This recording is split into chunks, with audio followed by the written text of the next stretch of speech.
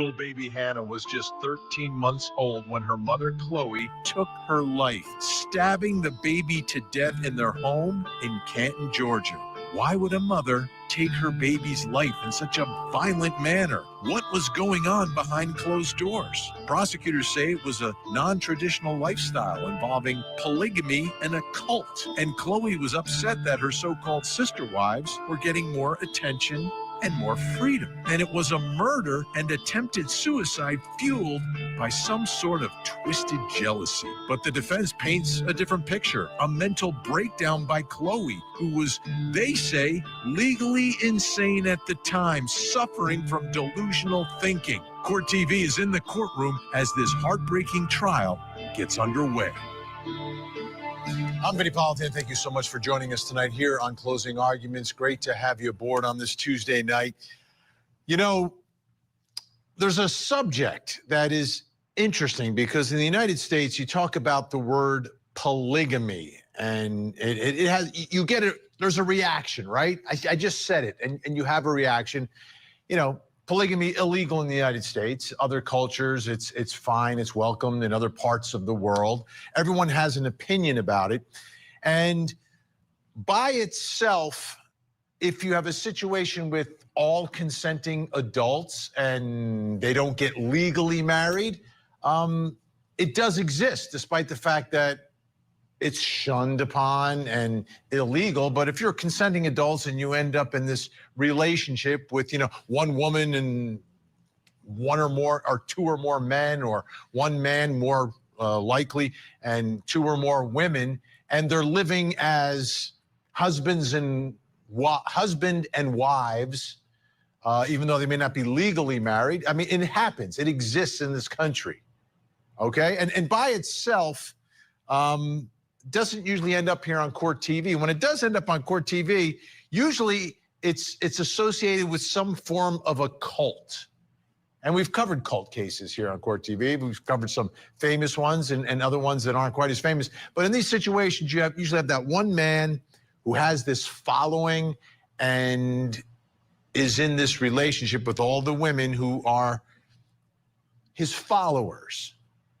And in some cases, in some of these cults, his wives. And depending upon how that sort of transpires, it can end up on court TV, whether they act as a gang and go out and commit crimes, or if some of the so-called wives are underaged and not consenting to this. I mean, there's a lot of different ways that we've covered it here at Court TV. I want to introduce you to a woman named Chloe Driver. Now, this is a woman who's accused of killing her baby, and she did kill her baby.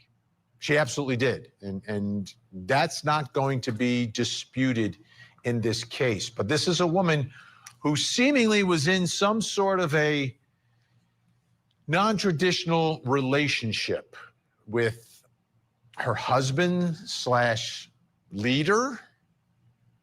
Like it's an important part of all this.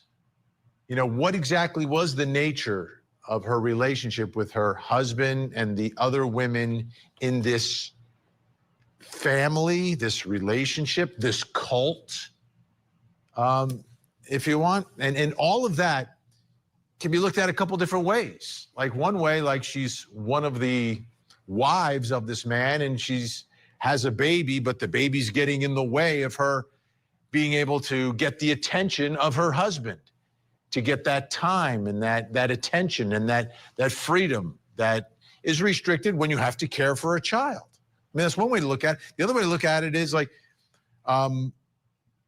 what happened in this nomadic, cultish, polygamous relationship that she was in?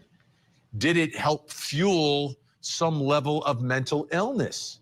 And that's what the jury's got to figure out. They're gonna have to figure out why she killed her baby.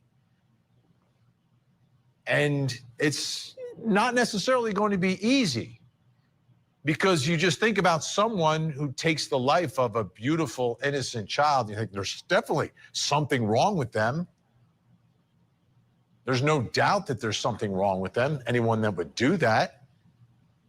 But is it to the level of legal insanity, or is it more sort of in the culture of this relationship and some level of or strain of jealousy or wanting to get more attention from her husband / cult leader.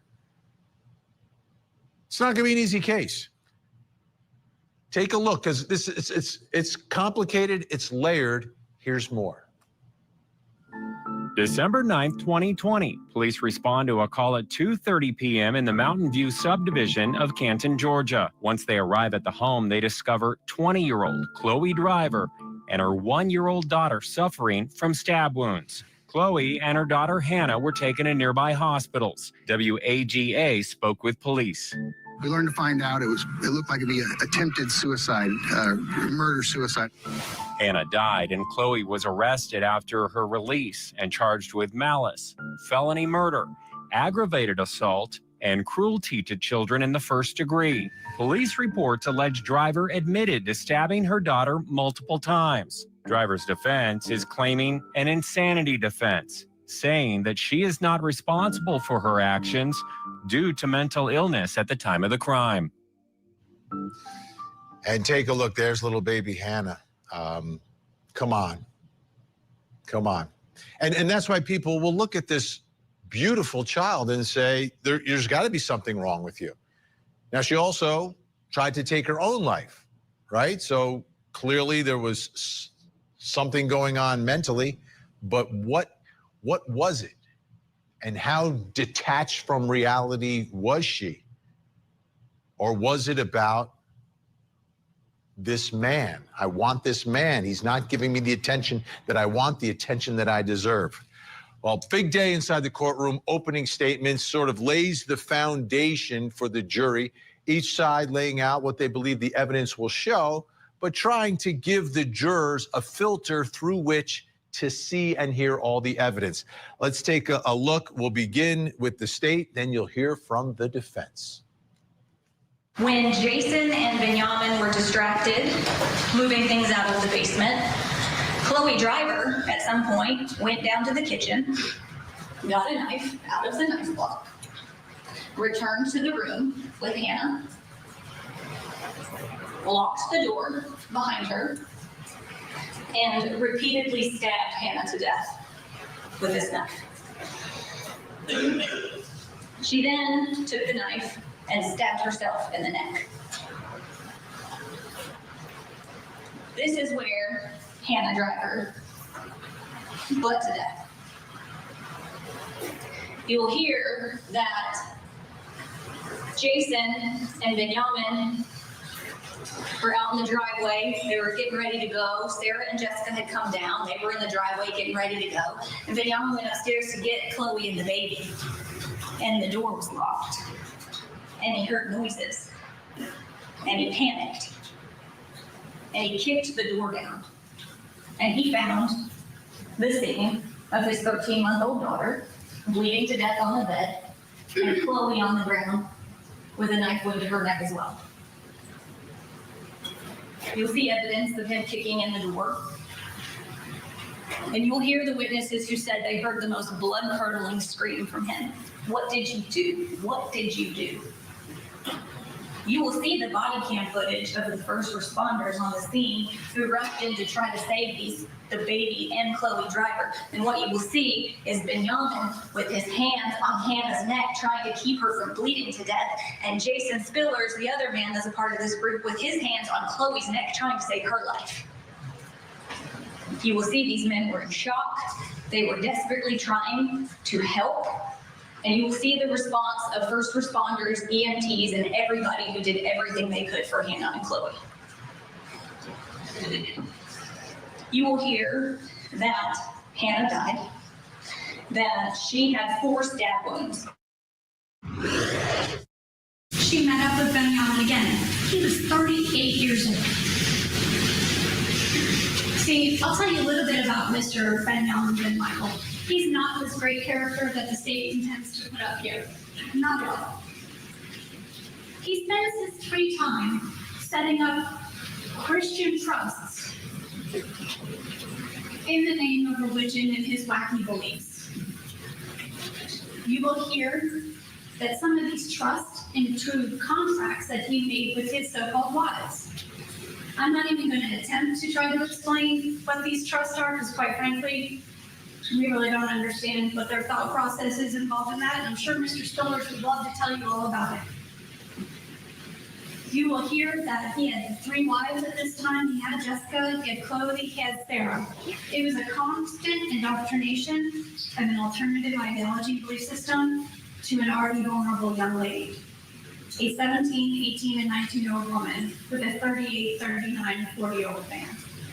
He did assign his wives each alternative names. You'll hear in these calls and interviews they'll refer to her as Kulani. Chloe, initially, was all in this relationship. She really didn't know any better. She was shocked and awed by his personality. She was young and she was vulnerable. She became alienated from her friends and her family, and she did. She followed his teachings and belief system. It's always like that. It's always an older man with younger women. Time and time again when I cover these stories. Older men, younger women, polygamous relationship, and some level of indoctrination. Let's find out some more about how this all works. Joining me, retired police commander, religious cult expert, host of the podcast Profiling Evil, and the author of the book that you need to read, Deceived. Mike King is with us. Mike, great to see you tonight. Let me start here with that notion. Why is it always, when we end up covering a story with allegations of polygamy or a cult, it's always older men and younger women? Here, I guess they're all in their late teens. Yeah, and these kind of destructive cults, it's about coercive control, and the best way to coercively control, have an older person who seems wiser to a young person that's 19 years old looking at somebody 40 and having them project themselves as a prophet of whatever God it is that they believe in, that they can put across ideas and find someone with a like-minded personality. Chloe clearly must have been intrigued by the doctrine that he was spreading, must have been influenced at some point to where what would normally be, and I don't know her background, Vinny, but probably a pretty reasonable thinking person, they slowly become indoctrinated, kind of like boiling that frog that we always talk about, to the point that they actually start to sacrifice their own value system, their own morals, and they start to accept the ideology and the leader over anything else. And they're so skilled at separating these people from their support system so that they don't have that reminder that would say to them, something's not right here. All they have are the people who are in the same ideology and same mindset saying this is the pathway we're going forward. So seemingly intelligent people make really terrible mistakes after that. Well, let's talk about where does the line cross, and where are the people who end up in these cults? Now, usually we cover a story like this, the women in the cult are the victims. This case a little different. She's the defendant, and we're trying to figure out the mindset and where she was at the time of this killing and attempted suicide, a killing of the 13-month-old Hannah. So how detached from reality can someone be when they're in a cult? And when I say detached from reality, like understanding what they're doing, understanding what's right and what's wrong, and being able to process that mentally versus not understanding that and being so detached that you lose sight of that. Yeah, that's the real question, isn't it? Is there mental illness involved? And regardless, in every case that I've ever looked at, those that I investigated, in cults across the globe that I've looked at, people might have an ideology. They may even commit crime, but they still know what society's standards are, that you don't kill innocent little babies. And so I find myself, Vinny, kind of drawn back and wanting to think a little bit more about what were the precipitating stressors that were going on. When this baby came, did that change her relationship with the cult leader? And all of a sudden she was not in favor as one of the wives, because usually that younger wife's the one that's getting lots of attention from the cult leader, because they always seem to get inspiration that takes them to the pretty new young girls. But nonetheless, all of a sudden she's lost that. So is the murder of that child an attempt to restore her position of having nothing in the way, completely unencumbered, or is she thinking she's some kind of angel of mercy and that she's trying to get out of this group? She doesn't want her baby raised in this group, if in fact this is a coercive group. And I don't know enough about the cult yet to have an opinion, but maybe she's thinking, I'm going to actually be some angel of mercy by getting my child and taking him away from this. And then whether it was a feigned attack or a real attack on herself, trying to extricate herself from it. But regardless, she's going through these processes. She knows what society standards are, and she's choosing to commit a homicide. And the element of suicide makes this different also, the attempted suicide. I mean, they saved her life. She stabbed herself. In the way, in the stories and cases you've investigated and what you've covered as well, how common is it for someone who is a follower to take their own life on their own? Not like a Jonestown deal where, you know, the leader is telling everyone to do it, but in a situation more similar to this, where someone is taking or attempting to take their own life, sort of unbeknownst to anyone else in the cult. You know, I am always more concerned, Vinny, about the followers that are trying to prove allegiance to the leader than I am, honestly, about the leader. They espouse all this goofy doctrine, and somehow people pick up and say, I'm going to prove how allegiant I am to this person. And they do cause me more concern. Whether she was suicidal as a result of what was going in there, or whether she all of a sudden realized, what have I done after murdering her child? Or whether this was somehow symbolic. And as we learn more about the wounds and we learn about the doctrine that was being taught, we learn about whether this was somehow symbolic of a sacrificial kind of murder or what. There's just so many questions at this stage of the game. But what's really clear is that she made a really clear decision days after being with her family, days after being what was a support system all her life until she joined this cult. And she walked away from that and made a decision like this. And what will you be looking for during the course of this trial to understand that relationship and how much control the so-called leader of the cult had over her, and how much her mind was manipulated? Well, we've talked about this a lot, about the idea that we can get too deep in and spun around the axles too early in the game. So first and foremost, I'm going to be looking for the elements of murder, which are going to be already pretty much agreed on. And now the decision about the forensics and the experts who determine whether she's mentally competent to make decisions. But once those elements of the crime are out of the way and those determinations of whether there's mental illness or if this person really knew what she was doing at the time she committed these homicides, then I'm going down a completely different pathway, because I want to know about the ideology, the belief system, what they think happens when someone dies. Is this doctrine that's taught that you can get rid of someone, like we've seen in the Vallow case or in the Daybell case or others that are similar like this? It's going to boil down to the ideology. But for me, those are usually secondary to first proving those elements.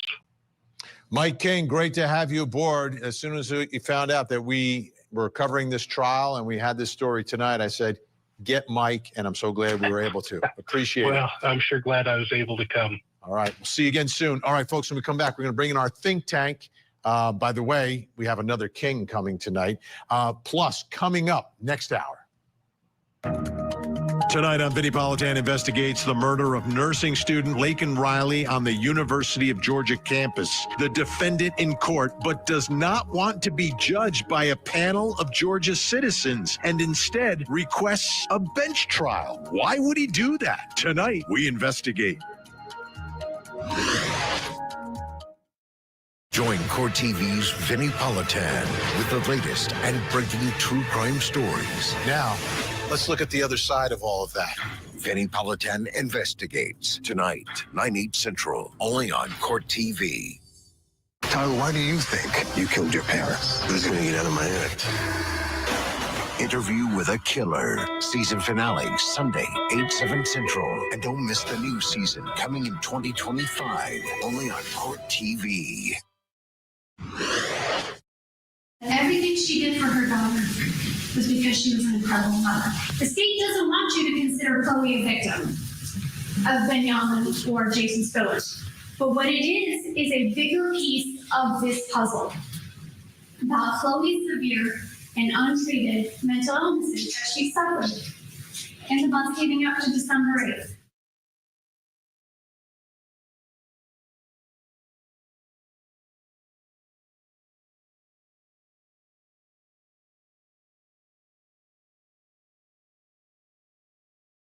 His neck and killed that beautiful baby. Got to show that she's a victim of this cult leader. To try to show that mentally she was gone. She had been manipulated and controlled and detached from reality. Let's get back to what happened that day now, because this cult is a very nomadic existence. They sort of bounce around and travel around. And at the point of the killing of the child, they were at a man named Gerald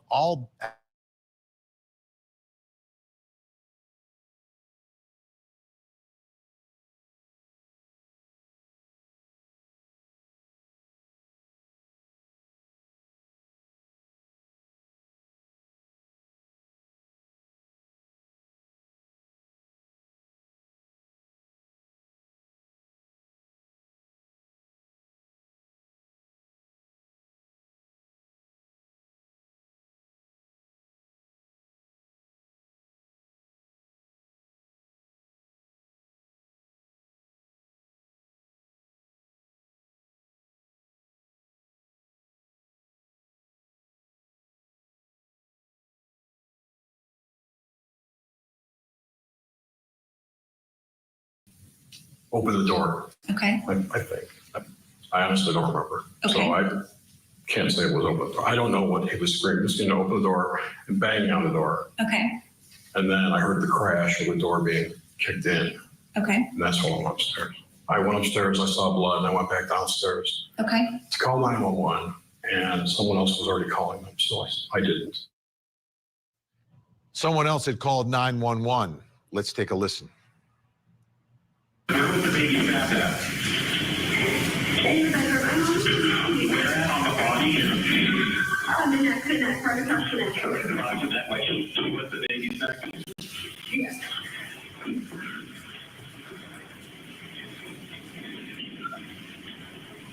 Are you right there near the baby now? I was just touching it, so I think her. That's what happens to the camp, but we're trying to do something for them before they get there. I need you to know this to me and do what I'm asking you, okay?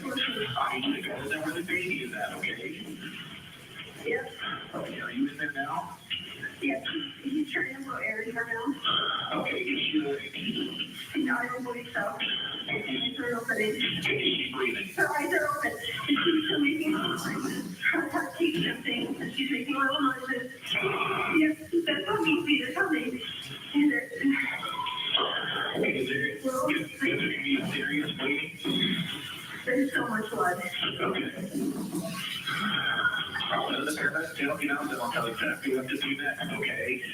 We're gonna have to try and stop this bleeding, okay? Okay. Yep, we're gonna stop the bleeding. Okay, do not, To stop the bleeding. do not remove. Yeah, stop the bleeding, let's just make sure we do it right, get a clean dry cloth or towel, and tell me when you have it, okay? Yes, we got the shirt. Okay, right? So, put the rest quickly on the room and put it down the room. Okay. It smells like coming You got to lift it up and look underneath it, and without lifting the clean cloth and tell us if we know if the bleeding has stopped. Keep the shirt on there, hold it really tight. Okay. Yep. Here comes. Here comes as soon as we can. Keep blowing air into her mouth. Okay, keep doing that, okay, but you gotta keep that bleeding controlled, all right? Okay. I think this bleeding stopped for the most part.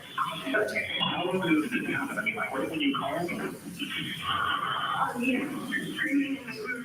I was outside. I was screaming, came up the stairs, and this is what's happening. It maybe, as far as I know, I last heard her stories like, maybe 10 minutes ago. All right, let's bring in our think tank. Joining me tonight, trial attorney, former police lieutenant Rick King. I promised you another King. Also with us, trial attorney, fellow of the American College Trial Lawyers, Ann Bremner. And finally, criminal defense attorney, former federal prosecutor Michael Sterling. Great to see everyone tonight. Thanks so much for being here.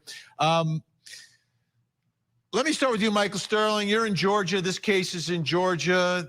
The legal insanity is the defense. Georgia is a right from wrong state, right? Does she know right from wrong? Is that where we're going with this? We're trying to understand if she understood that sticking a knife into her baby's neck was wrong or not? Yeah, Benny, Georgia only has two insanity defenses. That's the McNaughton test, which is at the time of what she was doing, did her mental capacity prevent her from understanding the difference between right and wrong? Did she know what she was doing was wrong, or was her mental capacity so diminished that she didn't know right from wrong? The other one is what's called irresistible impulse, meaning that you knew right from wrong, but you were unable to control your actions at the time. So you couldn't help yourself. You did it anyways, despite the fact you knew right from wrong. Those are the two mental insanity defenses for a not guilty verdict, notwithstanding diminished capacity, which would still find you guilty, but would mitigate your punishment potentially. So the question really is going to become, can the defense attorneys, which they seem like they're going with the McNaughton defense, which is she didn't know right from wrong. Her mental capacity was so diminished at the time that she couldn't understand that what she was doing was wrong because of her mental defects at the time of the incident. So the question is going to become, can they convince a jury of that? You know, Rick, we often look at situations like this, right, where you've got a cult leader, always an older man, young women. These are teenagers, 17, 18, 19 years old at the time that they start, I guess, following him or marry him, whatever the situation is. We often look at them as victims. And that's what the defense was talking about in their opening statement. But there's a baby, and the baby's 13 months. I think that's going to be a huge obstacle here, right? Like, look at little Hannah. I mean, just 13 months old, can't do anything but just make your heart melt. Yet that did not happen here. But I think that's exactly the affect that she'd want the jury to have. And earlier in the show, you said something that I wrote down, and it was after the defense lawyer had said, "Just look at this. A mother killed her baby," and you said, "Come on," because you thought, who kills their baby? And unless you have a situation where you're not really understanding right from wrong at that moment, then typically people don't do that. And so I think that's what that defense attorney was trying, the affect she was trying to give to that jury so they could come back and say, you know what, who does do that? Who kills their baby? And I think that is where she was going for. Yeah. And by the way, Rick King using my words against me. Like, I need to take the fifth before I start the show on Tuesdays now. Ann Bremner, it's incredibly tragic, all of this. How important is it going to be for this jury to evaluate this so-called cult leader, the husband? And can he become a big enough villain for this jury to say, oh my goodness, this young woman, she didn't know what she was doing? Well, that's going to be important. I think it's the only thing they can do, but it didn't help with Charlie Manson, at least with Leslie Van Houten. The other girls just kind of went like lambs to slaughter in their trials. I mean, they went with Charlie, but because they were still, mesmerized by him, I guess. But, and then look at Lori Vallow, Daybell. I mean, a lot of these different cases, it doesn't get you very far, but that's probably her only hope. But the irresistible impulse, I thought that was interesting what Michael was talking about. Maybe she has a chance with that, given that she's in this cult and she has bizarre beliefs, etc., and she can put the cult leader on trial. Because what a beautiful baby. And she's so young. I mean, women are often diagnosed in these cases where men get demonized. And maybe that diagnosis kind of defense could work for her. And Michael, I think where we have to go in this trial, and I said it off the top, it's all about why. Like, what was the motivating factor behind this killing? And while motive isn't an element of the crime, this is what the whole case ends up being about, because she's conceding that she killed the baby, but the question for the jury is going to be why. Yes, Vinny, and the jurisdiction to me is very interesting in this case. I'll actually be in this jurisdiction tomorrow morning in Cherokee County. It's a very, very conservative jurisdiction. Canton, Georgia, Cherokee County, a very conservative jurisdiction, a traditional family values jurisdiction on the one hand, and usually and typically a pro-prosecution jury on the other hand. So you have two really conflicting ideals here. Right, you've got a cult leader with multiple wives in a jurisdiction where that's typically not something that's the norm, not accepted. But at the same time, you have a jurisdiction that typically you've got a 99% conviction rate in Cherokee County, a jurisdiction that typically leans towards the prosecution. So I think that's just the jurisdiction is very interesting and unique in this case. Absolutely, same jurisdiction as the burn pile murder trial we just covered. All right, think tank staying with us.